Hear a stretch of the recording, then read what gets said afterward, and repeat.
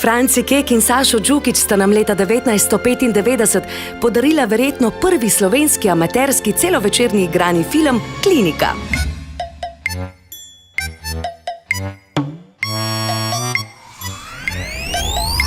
Leta 1996 je sledil celovečerec Spomini mame Manke.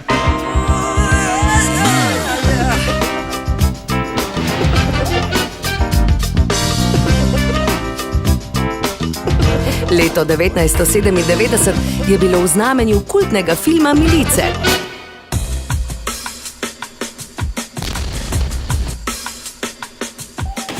Prehod v novo tisočletje pa je zaznamoval celovečerec Na svoji vesni.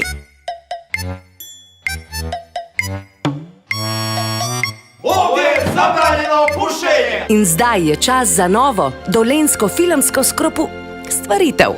Čas je za Milice 2. 2017. V vseh boljših kinematografih.